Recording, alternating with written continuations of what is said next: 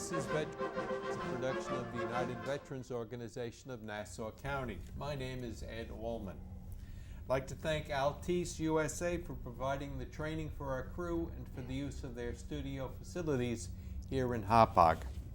The show is broadcast on the public access channels at a time we hope is convenient for you. We are shown on more places than we knew had public access TV. You can also catch Veterans News on YouTube. Just go to Veterans News UVO. I'd like to say hello to our viewers in both Nassau and Suffolk County because Veterans News is now shown in Nassau County. I also like to thank our co-host, Sabrina Lacey. Sabrina, welcome aboard. Thank you. Okay. Sabrina is the Suffolk County VFW Commander, and she is our new co-host. If you'd like to, I'd like to thank our crew. First, on camera 1, Jim Hessler. Hello, Jim. Okay. On camera 2 is Al Zabrowski. Our sound director is Loretta DeBrino. Our video director is Beverly Allman. Technical director is Robert Lane. Our floor manager is Pat Golino, and our director is Al Zabrowski. By the way, if you'd like to ask me a question or make a comment on the show, my email is veteransnewsuvo@gmail.com. Our guest today is Paul Masi of the Coalition of POWs and MIAs. Do I have that right, Paul? Affirmative. Okay. We'll talk to our guest in a few minutes, but first, let us remember some of the veterans who died recently. James P. Sandquist of East Williston, a proud Navy veteran during World War II. Lucy Salpeter of Woodmere, a Lieutenant JG in the Waves, the Navy Waves during World War II. Aldo Pezio from Bayport, a Navy veteran of the Korean War.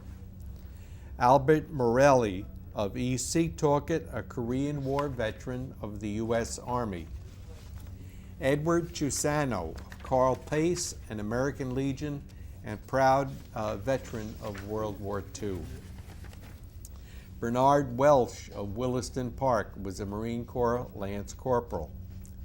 John Reynolds served in the U.S. Air Force, and he was from Ronkonkoma. Gerald Richardson of Seaford was a Marine who served during the Vietnam War. Henry Skubik of Massapequa was a pilot on B-17s during World War II. George Zenny of Lynbrook spent 6 years in the Army. He went a few places we heard of, including Africa, Sicily, Italy, and oh yes, Normandy. James Dunn, a Vietnam veteran from Baldwin. Anne May Hayes, a 97-year-old who died in Washington, was the first female general.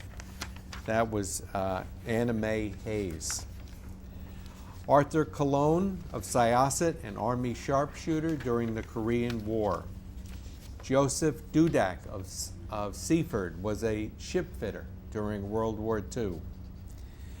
The last two are very special to me. Peter Roberto was a Marine Corps League commander. He was a good friend of mine, and he spent, I think, the last 2 years in a wheelchair, but there was no stopping Peter. Another one is Robert Rohde, a great friend of mine who was president of my association, the 1st Marine Division Association, and past commander of Sunrise Detachment, Marine Corps League. He was a proud Korean War veteran. That's Robert Rohde. That's the end of Veterans News for today. Now it's time for our guest. Paul, how are you? Okay, Eddie. Good. Nice to be here, and thank you again. Thank Okay. you both. And Paul, thank you for your service and your I appreciate continued that. service to the community. Things Very get good. desperate, they'll be calling us back, you know? Nah, not really. I'd go last Yeah. about a week. Paul, I'd like to know something about you first. Were you a Marine? Yes, I enlisted in the Marine Corps in the fall of 1965. went on the deferred. Fall of 65. Yeah, fall of 65. I got out of high school in the fall Okay. of 64. All right. I was about 18 and a half, Right. 19. Yeah. Were you the same age? Yes, I was. So I enlisted my friend who quit college, went to high school classmate, and then we left in February to go to Paris Island, and we were down there for like 8 weeks, whatever it was, and then went up to Camp Geiger in North Carolina for the infantry training. I came Camp home. Geiger, that was, I North remember Carolina. Camp Geiger. Yeah. Sure. And then I came home on leave, and then I was on my way to Camp Pendleton in June 14th, 1966. And my parents, I said goodbye to them. They came right up to the gate before I got on the plane, which you can't do now, obviously. But I didn't say where I was going, but I kind of knew I was going to Vietnam, and I didn't want to get them upset. My father was a World War II veteran. He died at 59 years old, and I was still in the Marine Corps. Wow. In the Navy. He was in the Pacific. So, and I didn't want to upset my mother either, but we were on, so I went to Camp Pendleton, spent my time there for like 8.5 weeks, and I deployed to Vietnam. Actually not deployed, I flew to Vietnam because my unit, 7th Engineers, deployed Right. by ship out of San Diego in August of 65. So I got to Vietnam, I was there for 13 months. I came back here, was assigned to 1st Marine Corps District in Garden City, and I didn't have a car at the time. So I was sent into the recruiting station in New York for the last 28 months of my active duty enlistment, and then I left the Marine Corps, still in the reserves, and I got discharged in February 16th of 1972. And it's just like yesterday, even though it's a long time ago. Yeah.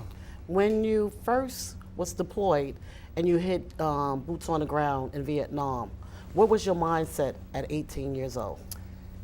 Well, to be honest with you, I got picked up by this lieutenant who was a JAG officer in the Marine Corps, took me out to the unit where they were the command post, and I really said, you know what, you're in the Marine Corps, you know, maybe I'm not going to come home, I don't know. Your hand is in the faith of the man upstairs and with your fellow Marines, and if you were out in a rifle company unit, you'd be a lot worse off. I was not. But when you're in the Marine Corps, when they tell you to do anything, you're going to do it. And I was going to stay in Marine Corps. I would have been there for TET. But NCOs, smarter than I, said, if you have a chance to go back stateside and be closer to home, you should do it. What was for the viewers out here, the veterans that are serving now, because of your service, thank you. And that's the reason why myself and fellow veterans, the 911 veterans, receiving their benefits today. And my father, my grandfather have those really. resources. I thank you that because what we want to know is what was your salary like when you got? Oh God, paid? it's probably as a private in the Marine Corps back in '66. I mean, maybe it was like I'm going to guess maybe $20 some odd a week, maybe $85 of the month. I mean, today it's like, you know, no choice, but you know, it is what it is, what it was, and you just go forward from that. And then, like I say, I'm proud to have served my country like my father did, and for all those people who went before us, my generation, World War II, Korea, the Cold War, those that deployed in the first Gulf War, and I salute all of them, the men and women. And for my generation, it's been a real up and down. What was your rank when you got out? When I got out, I was an E5. E5? Sergeant. And I was going to stay in, but, you know, the hatred in this country for us who served, and the way the press just put their cannon at us like we were doing something wrong. I mean, it's just unbelievable. And for me to even kind of pick myself up and come out of the closet and join, I belong to Vietnam Veterans America by a quirk of faith. When I saw something on TV about the POW, which I said, I'd like to get involved in this. And first man that caught my eye was Red McDaniel, retired Navy pilot who was a prisoner of war. I said, I'd like to do something. And I didn't know where to go because really, I remember back then, I don't know if the VFW America had contacted me. Maybe they did. But I know there was some animosity, but that's neither here nor there. But I looked up the phone book in the yellow pages. I found Vietnam Veterans America. So I called, got the application, and I joined. So 31 years later, here I am. And I have no regrets about it as a Vietnam veteran. I think the man upstairs for those 58,318 men and women Who died. I think I have served the purpose myself, along with members of my chapter and all across the country in the veterans organizations, to help veterans. I don't care where you were, what branch of service, but if you can reach out and help somebody and put it in the right direction, and I know I had the honor of doing that when I was a past president, it makes you feel good. Past president of what? Well, Chapter 82. Of the Vietnam Veterans yeah, of in Nassau America? County. Yeah, we have Steve Bonham's our current president, but Steve going back, Bonham. yes, we Okay. go back to the first. Ron It's Young, okay. Ron Young, Barry Heimbender, John D'Annunzio, Michael Bell. Heimbender, I think I remember. Yeah, Barry Heim, he passed away, and Barry Michael Heimbender. Bell passed away, Joan Gino, myself, and now currently Steve Bonham, Right. who's doing a good job for the How chapter. How many members you have now in your We're chapter? over 300. With 300 members, over 300, about 30 associates. How many show up at a meeting? Sometimes you might 25, 30. You know, it's sometimes you Okay. may have more, but realistically, you know, that 10% figure is always in there. I Yeah. guess you have to say, and for you know, I'm glad I'm doing what I've done, because I know I've done some good. Yeah. And maybe the man upstairs, for everybody, a lot of guys who came home, maybe this is their calling to Sabrina, find something and help. you have a chapter of the same organization in Suffolk County, don't you? Yes, we have a chapter. We also, most of the nonprofit organization for veterans have the POWs. One of the things I want to say, welcome home to all the Vietnam veterans. And America is saying we welcome you home. We cannot go back and change what we didn't do back then. But Right. you better rest assured we're proud of you being here today. I appreciate and that, seeing you really. here, sitting here for me, it's a historical moment for me. And when I served, and Historical means old. when I served in We are 1985, I served, and I had to serve in the wilderness. And I'm going to tell you something. Most of the training that I've gotten, even through going to school and so forth, there's no training like the Vietnam veteran training. You know, I've learned so many things, and till today, if I have to get through anything, I know this coming from the training for the Vietnam I veterans. appreciate that, and I'm sure Eddie does too, because Sure. I get people coming up, and Marines who are just out, maybe they're drill instructors and everything, and I know one drill instructor, he was out back at the wall a couple of years ago. He came up and said, you know, if it wasn't for all the Vietnam veterans in the Marine Corps, at least what they taught is Yeah. that, you know, it's their service that they built upon to make not only the Marine Corps better, but all the branches of service better. Not that we were bad, you know, but I mean, everybody's just doing their job, you know. Sabrina, what did you do again? What did I you was do? a signal, and I also was a medic in the military. I served overseas in Korea. I was there for 1 year. And even back there in 1985, there was some kind of turmoil going on. We had some issues too. And I also served in some of the secret clearance areas. And I did a lot of things with West Point here. And I learned a lot about the different veterans that served in different wars.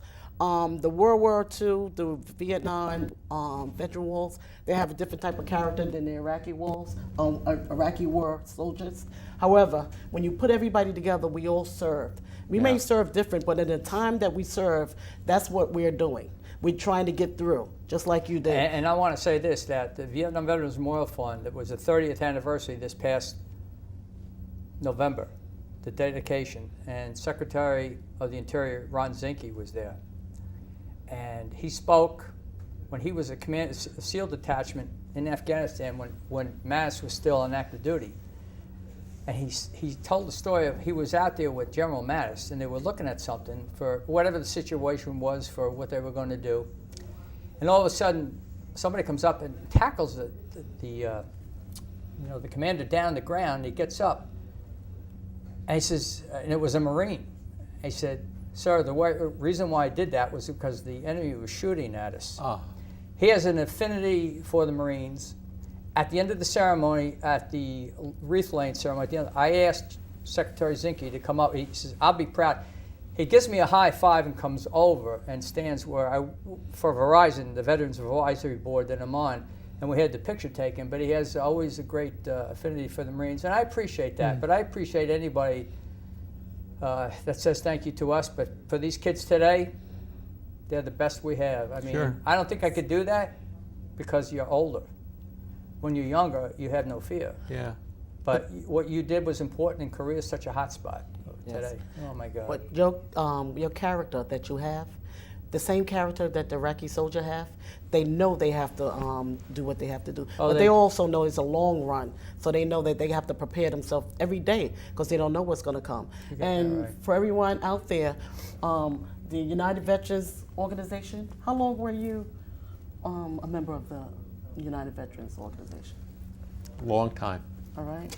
The same thing with me, because I'm going on my 10th year with the VFW. How long were you with your organization? 31 years now. Right. And that's why Yeah. I'm saying this, because a lot of time I come across a veteran, they said to me they don't have time to join any of the organizations. We have tons of organizations in Suffolk County, Nassau County. And you have to put the time in. And I want to say this, if you don't put the time in today, like me, I'm a grandmother. My grandson is 10 years old. You will be putting the time in when you're Wow. 70 or 75 or 80. And if we don't start getting things in order now, it's going to be a little bit difficult for them. And I want to say, you have paved the way for me. I'm going to help pave the way for the rest of the people, but I cannot do it by Amen. myself. And we need each other to learn which way we should go and Yeah, bring that these right. to Yeah. the forefront of the government and let them know what the resources and the things that we need tactically for these soldiers to come back while they're serving now, to come back and we can help them better. All right? We need to have them being taken care of while they're on active duty. You agree with Okay. that? Hey, 1,000%, not 100. Really. Okay. You have to be there for these young men and women coming back. You know, the suicide rate was recently 22 a day, and Right. not one should have to take their own life for one of not being helped. It's crazy. Yeah. Paul, tell us about the program that you're involved in with the POWs Well, and the yeah, MIAs. that's been my one goal in the chapter when I first came in. It still is now. But I think the resolution to the issue of the POWs is one that's been going on since Operation Homecoming. Well, POWs, are there any prisoners of war being held by a foreign country? I'm not going to sit here and tell the audience, anybody else, that I know there's a lot of people like. I know at least up until 1989, the staff investigators for the Senate Select Committee were going to give a briefing to the committee, chaired by Senator John Kerry. 1989? Their results at this briefing on, let me just read you this and let me put a little context for the folks, just bear with me. It's April 9th at the U.S. Capitol. The Select Committee convened their meeting in the highly secure intelligence room S407. And the staff investigators were there to brief the committee on what they felt, how the numbers were of Americans who were possibly alive at least through 1989, maybe 1990. And out of that meeting came, the bottom line was that Senator Kerry and Senator McQuain questioned the investigators. They didn't like what they were saying. So Senator Kerry said, all the materials that you have, all the 5 staff investigators, you're going to turn over and they're going to be put in the burn bag and destroyed. You're going to go back to your rooms and on all your computers, all the classified, you're going to get rid of that and make it disappear. And Francis Wenning, who was the chief of staff for the Senate Select Committee, followed all the investigators back to their offices and they purged the computer. Now, why would you have the staff investigators? It's like Fox Kennedy, chickens in hand. Why would you have the staff investigators turn over all their briefings, their classified materials, and go back and remove all the materials off the? This is crazy. And I just have to say that let me just put this up too, and if you can get this is the book, if you could get this in real close. It's called An Enormous Crime.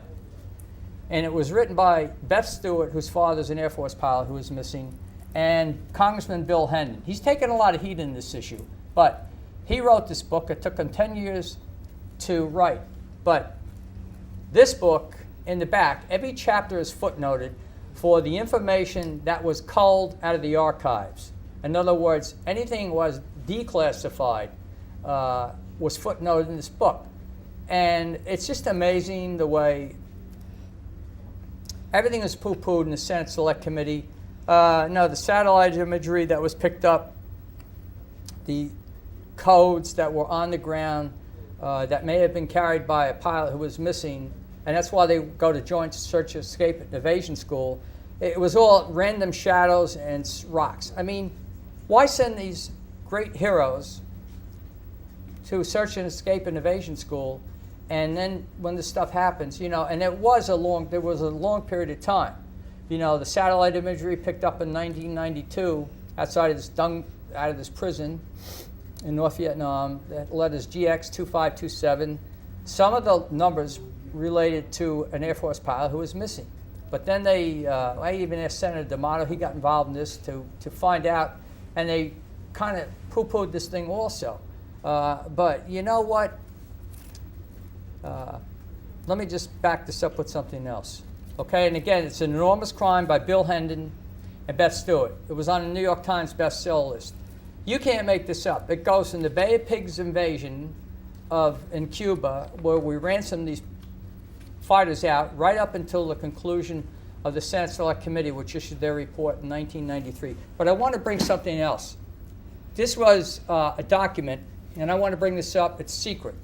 It's called a Critical Assessment of the National 1998-90 Intelligence Estimate on Vietnam and Capabilities Performance concerning the POW issue. It was classified secret. I got this in January of 2000. It took Senator Smith, who wrote this assessment, 2 years to get it declassified. Now, I just want to read you really something here. Maybe this will help the folks. And now it's declassified information? It's declassified. It's declassified now. It's open to the public? Well, if they can get a copy of it. I just want to read you, before the Senate Select Committee, on June 24th, 1992, in response to questioning by Senator John Kerry on reaction to the list of American prisoners of war turned over by the North Vietnamese in Paris, January 73, former Director of Intelligence, Pacific Command, Director, DIA, Defense Intelligence Agency, Lieutenant Eugene Tai stated, quote, "My personal view was shocked because I had a great deal of faith in the approximate numbers of those lists we had compiled in the dossiers, and my reaction was that there was something radically wrong with the list versus our information. There should have contained many more names. That was my personal judgment, and it was the collective judgment of all those who had worked compiling the list that pertained to the personnel aspects of casualty reporting and intelligence reports." That's one, just somebody who testified before this committee. So the big question is, when 573 came home, they were expecting anywhere close to 1,200. And the big question was, what did the Vietnamese, including over 300 missing, what happened to the Vietnamese, I mean, the American prisoners of war, who were in captivity at one time, and they didn't come home? We didn't see anybody at Operation Home come home who when they were released, that lost legs or arms. A lot of badly injured people, including Senator John McCain, Red McDaniel, a lot of other people. So from that point on, it was a question, and there was Senator Bob Dole introduced legislation in the Senate, along with Jesse Helms. When they did not get the numbers they thought back, they passed this resolution. They wanted to go back and bomb North Vietnam again. It didn't go anywhere. But Senator Bob Dole is an honorable man who I've met. And I met with his chief of staff in 1992, John Erickson, who was a JAG attorney at the U.S. Embassy in Moscow. But I went over to talk to Senator Dole about this POW issue. He wasn't in, but I had a conversation with John Erickson. Then I went up to the Capitol to see Senator Bob Smith, who was the co-chair of this committee. Dino Carluccio was a staff assistant. I was with Nick Graziano, who was with me. So Dino came out, we were talking, and Senator Smith came out. This was while the hearings of the Senate Select Committee were going on. So we got to some conversation about the satellite imagery, and Senator Smith had gone to the Defense Intelligence to look at this particular image. And it was something that correlated to a missing pilot. And I'll never forget, and if Nick was here, he would tell you the same thing. Two individuals from the DIA were both on both sides of Senate and said, "Senator, you don't see what you think you see." I'll never forget that. So what can I say? But there's the co-chair of the committee, you know, who had been fighting on this. I mean, all the people on the Senate Select Committee were. And in the end, the consensus was there is evidence, but some may have survived. We can't prove it for sure.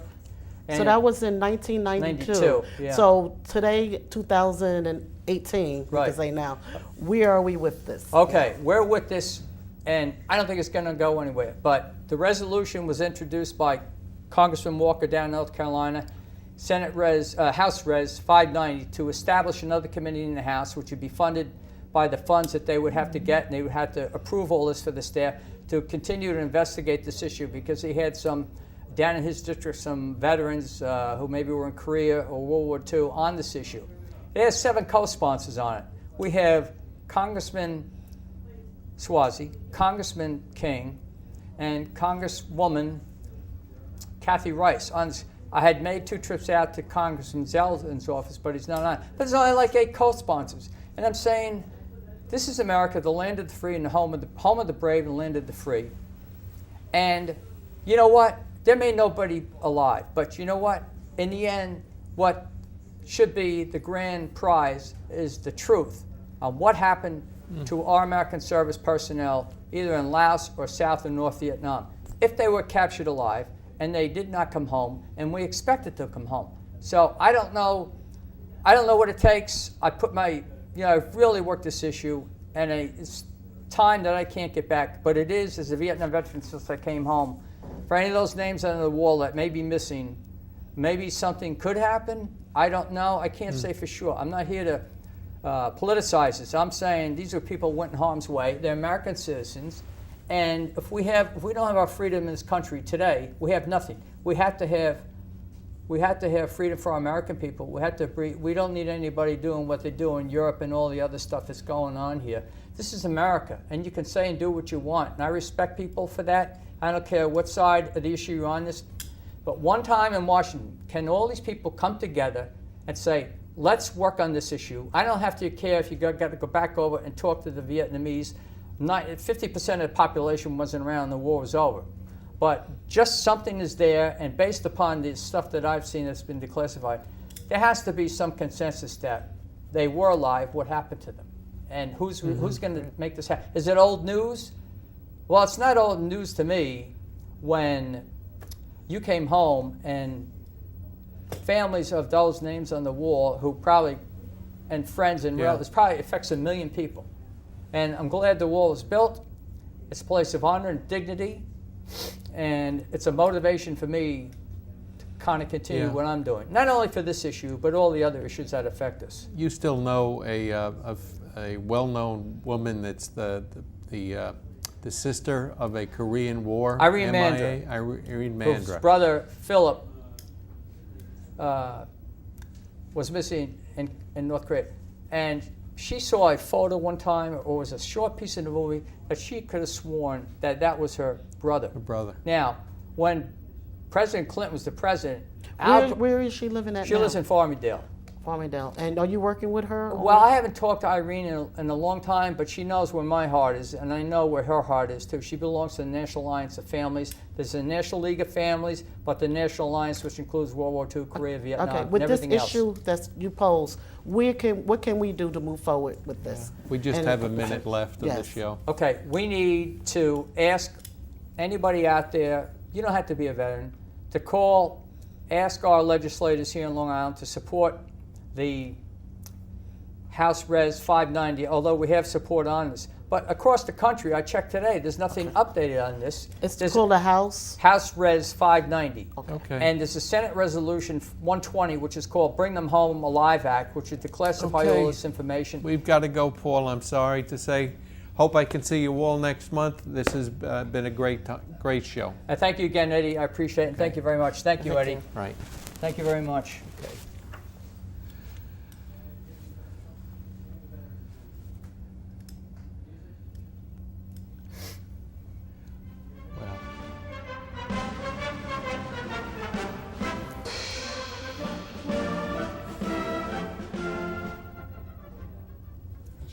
Okay.